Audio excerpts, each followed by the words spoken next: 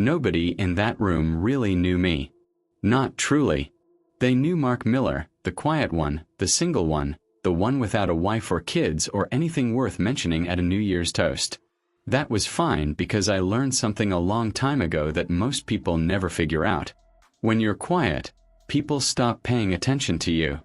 And when people stop paying attention to you, you can build an entire life right in front of them and they'll never see it coming.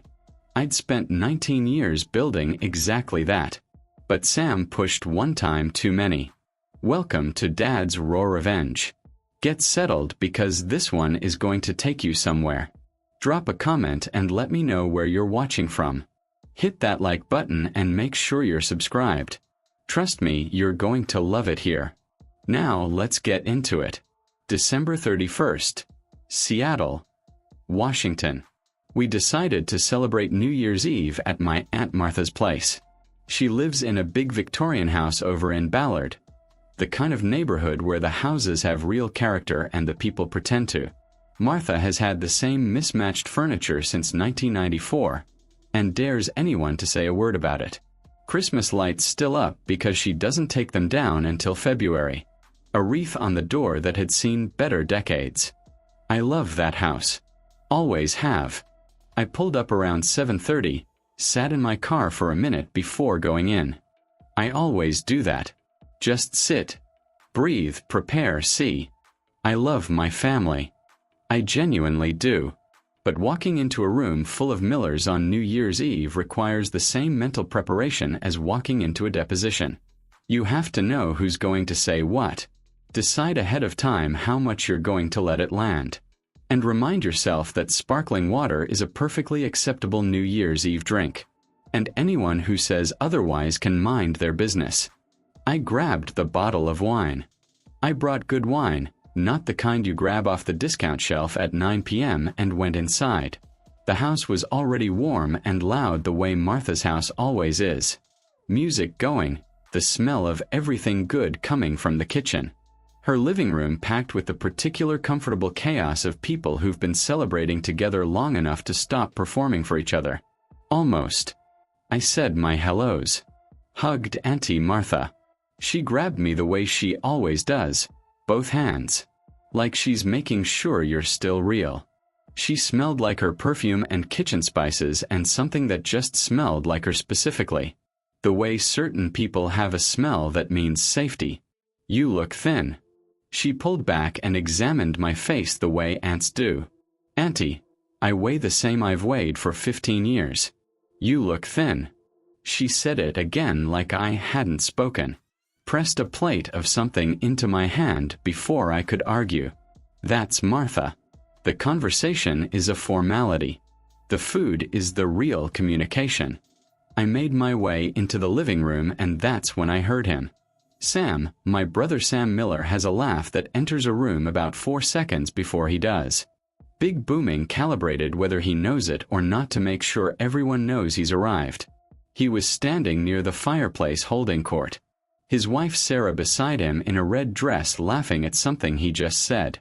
My cousin David across from them, nodding along with the particular enthusiasm of a man auditioning for the role of best audience.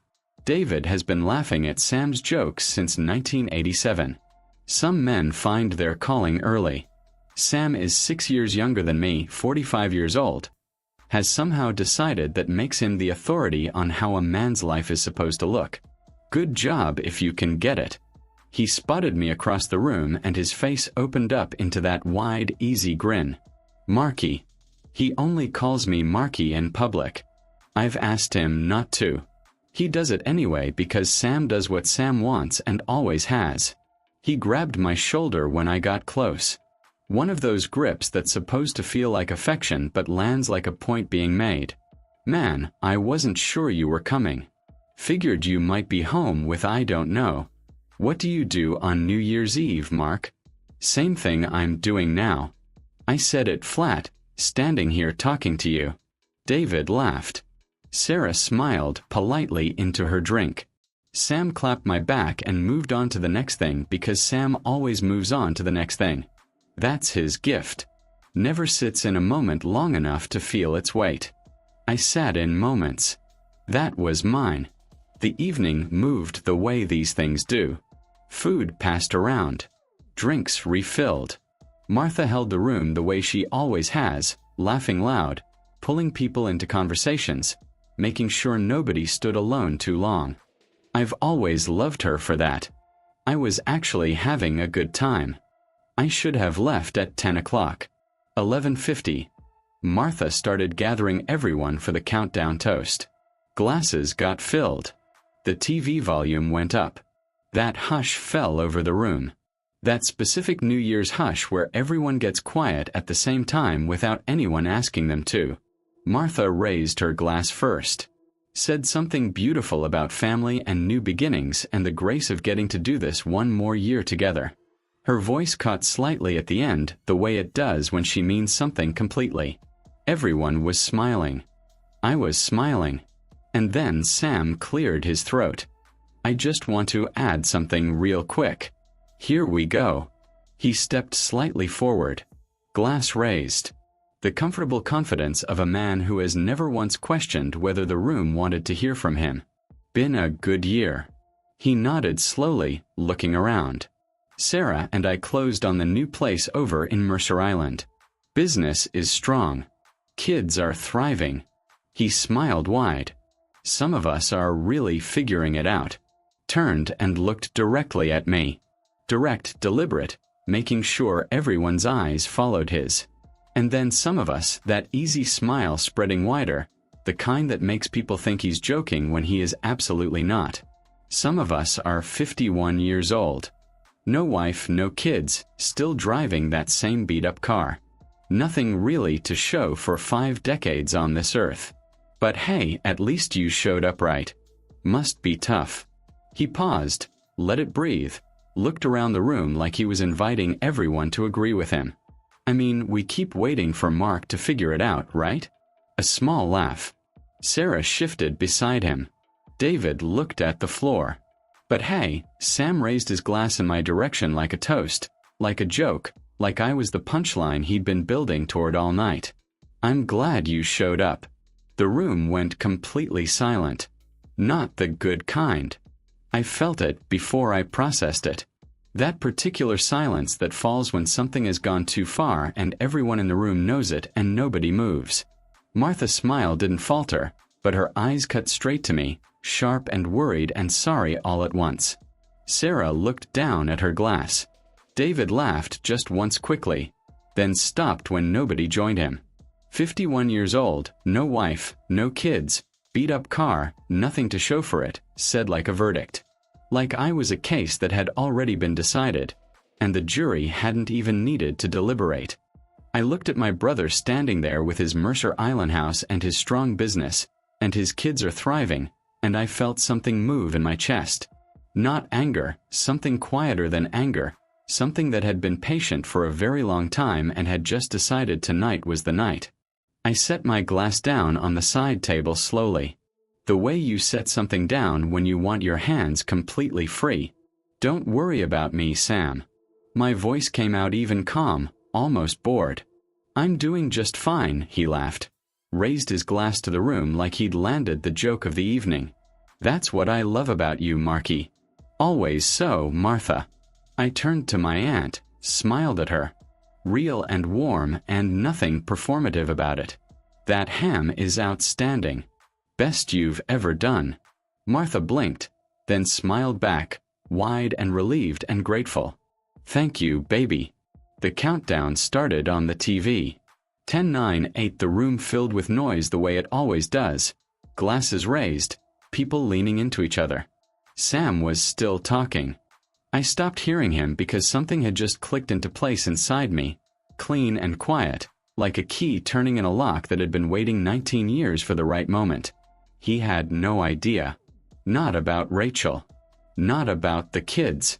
Not about the building with my name on it, sitting 12 miles from where he was standing right now, running his mouth like a man with nothing to lose. Not about any of it. And I had spent 19 years making absolutely sure of that. They say pride is the most expensive thing a man can own. My brother Sam had been running up that bill for years. January 3rd was the day it finally came due. January 3rd. 3 days into the new year and Seattle was doing what Seattle does in winter. Gray sky sitting low over everything. Rain coming down in that quiet, persistent way that doesn't dramatic about it. Just steady and patient like it has nowhere else to be. I was at my desk by 7:15. Coffee from the place on Capitol Hill that I've been going to for 11 years. Carla behind the counter already had it waiting when I walked in because that's what 11 years gets you. A medium dark roast and a woman who remembers your order without being asked. Small things. I've always been a man who notices small things. The office was quiet at that hour. Just the way I like it. Our building sits on the edge of the South Lake Union. 12 floors northwest facing. The kind of view that makes people stop talking mid-sentence when they see it for the first time. I'd watched that happen more times than I could count. Someone walks in ready to negotiate and then they hit the windows and just stop. Real estate is 70% psychology. The other 30% is knowing which 30% matters. I had 3 calls scheduled for the morning, a development meeting at 11, and somewhere in the back of my mind, quiet and unhurried, the memory of Sam's face on New Year's Eve. I let it sit there. Didn't push it away. Didn't dwell on it either. Just let it be what it was. My phone rang at 9:47. I looked at the screen. Sam. I set my coffee down. I let it ring twice. Not because I was being dramatic. I genuinely needed those 2 seconds to decide what version of myself was going to answer. The brother, the businessman, the man who had been quietly holding Sam Miller's life together since 2009. I answered on the 3rd ring. Sam, Mark. His voice was different. I noticed it immediately. Sam has a voice that's always slightly too big for a phone call. Loud. Confident. Takes up space even through a speaker. This wasn't that voice. Hey man. You got a minute? Oh, he needed more than a minute. I've got a few. I leaned back in my chair, waited. He took a breath. I could hear him moving around, pacing probably. Sam always paces when he's uncomfortable. Has since he was a kid. So look, I'm just going to say it straight. A pause. The Terran contract fell through. I didn't say anything like completely fell through, Mark. The developer pulled out Thursday night. No warning. Just done. Another breath. I've got vendors expecting payment next week. I've got 2 guys on payroll. I'm working on it, but he stopped. Started again. It's bad, man. I knew about the Terran contract. I knew more about Sam's business than Sam probably realized. The silence stretched between us like taffy. Mark, you still there? I'm here. Okay, so look, I wouldn't call if I had another option. You know that, right? I want you to know that. Sure, Sam. I know. I said it easy. No edge on it. How much? He told me the number. I didn't flinch on the outside anyway. On the inside, I was thinking about New Year's Eve. About the way he'd turned and looked directly at me in front of the whole family.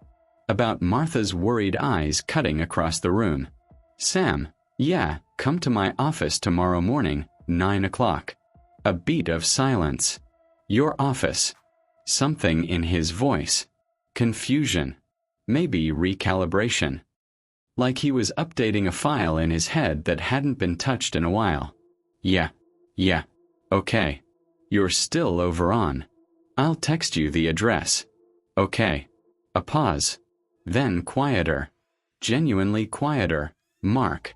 I appreciate it, man. I mean it. I looked out at the Seattle skyline.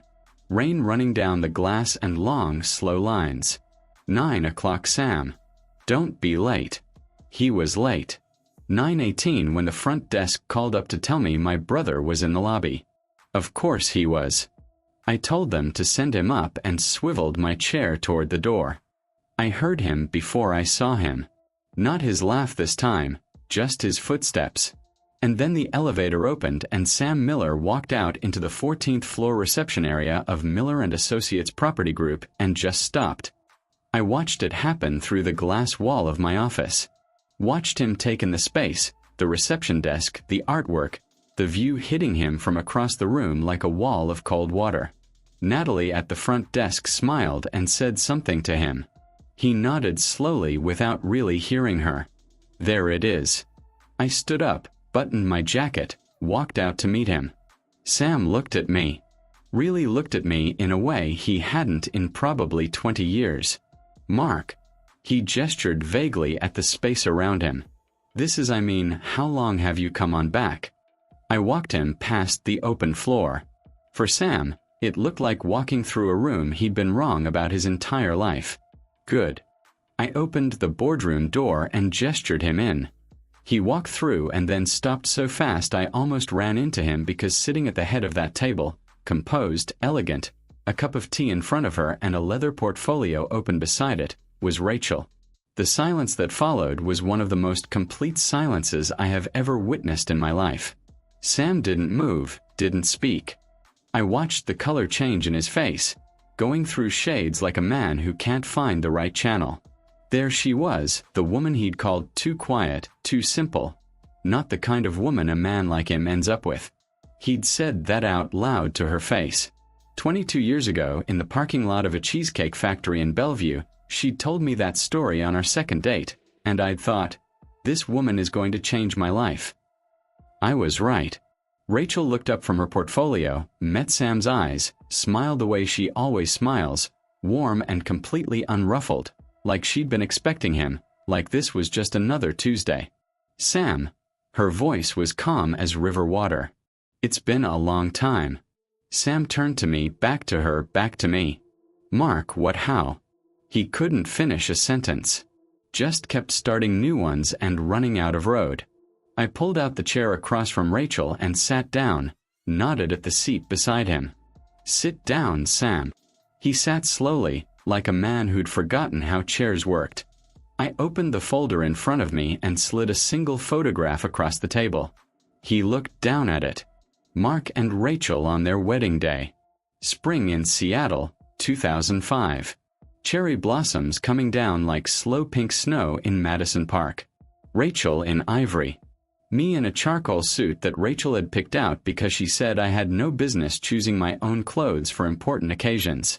She wasn't wrong. And then the second photo, our 3 kids, Russell, 14 now, already taller than me and deeply unimpressed by everything. Nora, 11, sharp as a tack and has her mother's eyes. And little Davis, 8 years old and built like a small freight train. Sam stared at those photos for a long time. I let him stare. Finally, he looked up. His voice had gone somewhere small. 19 years. 19 years. I said it clean. No drama on it. Just a fact.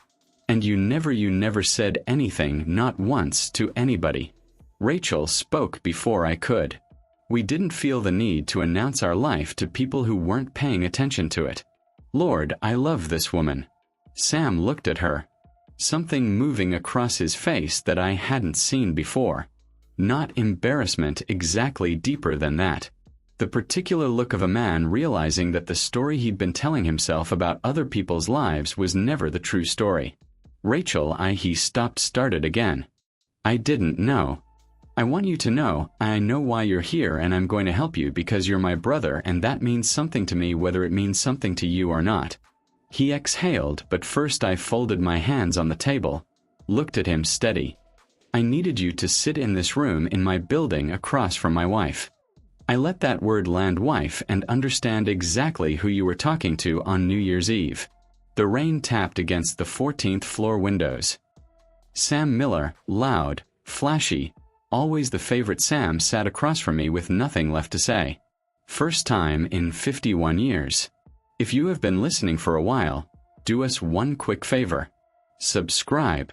A lot of people watch without ever doing it, but it costs you nothing and it means everything to us. Hit the like button while you're at it, and drop your thoughts in the comment. Sam was still sitting across from me in that boardroom, looking like a man who'd walked into a building expecting a storage closet and found a cathedral instead. The photos were still on the table between us. Our wedding day, the kids, 19 years of a life he never bothered to ask about. I'd waited a long time for this moment. And now that it was here, I wasn't angry. I wasn't triumphant. I was just settled. Like a house that had finally stopped shifting on its foundation. Rachel had her hands folded on her portfolio, patient, unbothered, the way she always is when something important is happening. She goes still like the eye of a storm and lets everything else move around her. Sam kept looking at the photos, then at me, then at Rachel, like he was trying to triangulate something that refused to line up. Finally, he said, "How did you two even?" He gestured between us. "I mean, when did this 2 months after you ended things with her?" I said it plain. We met at a fundraiser over in the Fremont district. She spilled coffee on my jacket. I told her it was fine. She didn't believe me. I glanced at Rachel. She bought me a new jacket anyway. I like that about her. I looked back at Sam. She does what she says she's going to do. Unlike some people at this table, Sam rubbed the back of his neck. That thing he's done since childhood when he's cornered and knows it but hasn't figured out his next move yet. "Mark, man." His voice dropped. "Why didn't you ever tell me? All these years, not once. Why?" I looked at him for a long moment. Calm, unbothered. The way a man looks at a question he's known the answer to for a very long time. Because I never felt the need to share my life with people who had already decided what my life was. I let that sit. Sam opened his mouth, closed it again. First time I had ever watched my brother have absolutely nothing to say. Rachel quietly set her cup down. Let the silence breathe exactly as long as it needed to. Then Sam looked at her. Something moving across his face that I hadn't seen there before. Not embarrassment exactly, something deeper than embarrassment. The particular expression of a man who has just realized that the story he'd been telling himself about other people's lives was never the true story. Not even close. "Rachel, he stopped, tried again. Back then, I said things I had no business saying to your face in that parking lot." He exhaled. "I know sorry doesn't cover it, but Rachel," her voice was gentle. Not warm. Exactly. Gentle the way a doctor is gentle. Right before they tell you the truth, I stopped needing your apology a very long time ago. She paused. "I have a beautiful life, a full one." She glanced at me. "Those eyes doing that thing they've done to my chest for 19 years. Your brother made sure of that." Sam looked at me. Something raw and unguarded sitting right behind his eyes. "Mark." His voice came out rough at the edges. "I want to say something and I need you to actually hear me. I'm listening. I've been an idiot." He said it straight. No decoration on it. Not just New Year's. Not just tonight. I mean, my whole life with you, I've been an idiot. I let that land. Let it mean exactly what it meant. "Sam."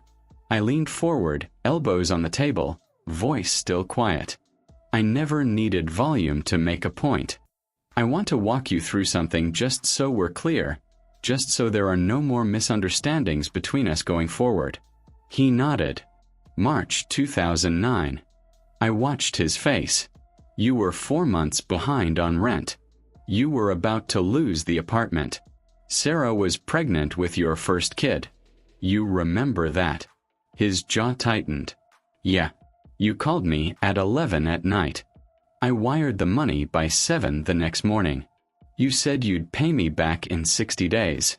I paused. You never mentioned it again. You came to me on a Sunday, showed up at my door without calling. I sat with you for 4 hours going through your books. I restructured your pitch. I kept my voice even, steady, like I was reading a weather report. You were back on your feet by February." Sam's throat moved. "January 2015. The loan. I let that one sit for a second. The bank didn't approve that, Sam. I guaranteed it personally. put up assets as collateral. The banker was a client of mine. I called in a favor I'd been holding for 3 years. I looked at him directly. You threw a party when it came through. Told everyone you'd finally gotten the bank to believe in you. I'm not telling you this to hurt you, and I meant that. Every word. I'm telling you because you stood up in Martha's living room in front of our entire family and implied that my life was small, that I had nothing, that I searched for the right word, less than. I sat back and I needed you to understand what less than actually looked like and what it didn't. Sam Miller, who always had something to say, who never met a silence he didn't want to fill, said absolutely nothing.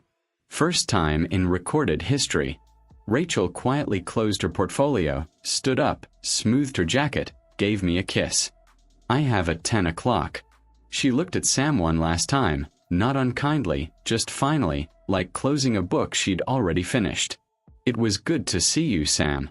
Take care of yourself. And she walked out. We both watched her go. Sam stared at the door for a moment after it closed. Then he turned back to me and I saw it. The thing I hadn't expected to see. His eyes were wet. Not crying. Sam Miller would not cry in a boardroom, but close. Closer than I'd ever seen him. Mark. His voice came out rough at the edges. I've been an idiot my whole life, haven't I? It wasn't really a question. You've had your moments. I said it dry. Couldn't help it. 19 years of Rachel rubbing off. Something flickered across his face. Almost a smile, almost. What do I do now, man? Just, what do I do? I stood up, buttoned my jacket, walked to the window, and looked out at the city below. The rain was finally starting to ease up. Seattle doing what Seattle does, making you sit through the gray until the light decides to come back. I'm going to connect you with Tom Greer over at Northwest Capital. He owes me one. I'll make the call this afternoon. By end of week, you'll have a bridge loan to cover your vendor payments and payroll. I turned around. I'm also going to send Kevin, my operations guy, to spend 2 days with your team. Your back end is a mess, Sam. Has been for years. Kevin will fix it. Sam blinked. You're my brother. Simple. Final. I told you I'd help you and I will. That doesn't change. He stood up slowly, looked around the room one more time. The view, the building, the quiet evidence of a life fully built. You've had all this whole time and you just let me? He couldn't finish it. Let you what, Sam? I looked at him steadily. Talk. Sure, I let you talk. I walked toward the door and opened it, but I never let it change anything about who I was or what I was building. That's the difference between you and me. I held the door. You needed people to know. I just needed it to be real. He walked past me into the hallway, stopped, turned around, looked at me for a long moment with the look of a man recalculating the last 20 years in real time. For what it's worth, his voice dropped. I'm proud of you, man. I should have said that a long time ago. I let that land. Let it mean what it meant. Get home safe, Sam. Roads are slick. He nodded. Walk to the elevator. Press the button. The doors opened and he stepped in, and for just a second, right before the doors closed, I saw him. Really saw him. Not the loud one, not the flashy one, not the favorite, just my brother, looking smaller than I'd ever seen him and more honest than he'd ever been. The doors closed. I stood in that hallway for a moment, just breathing. Then I took the stairs up 1 floor to my private office, the one that doesn't show up on the company directory, the one Rachel had decorated because she said my taste ran toward aggressively beige. And I sat down in my chair. My phone had a text from Rachel already. How'd it go? I smiled, typed back, he finally knows. 3 dots. Then did it feel good? I looked out the window. The rain had stopped completely. Just like that. Seattle sky cracking open. Pale winter light coming through in long, quiet strips over the rooftops. Russell had a basketball game tonight. Nora had been working on a science project about river ecosystems. Because that's my daughter. Making everything local and personal. Davis had requested tacos for dinner with the focused intensity that only an 8-year-old can bring to a food decision. I typed back, "It felt like enough. See you at 6 o'clock. Tell Davis yes to the tacos." I set my phone face down on the desk. Outside the window, Seattle was waking back up. Streets shining, light returning, the city moving forward the way cities do, unbothered and unhurried. Some people spend their whole lives making noise just to feel significant. I spent mine quietly building something important.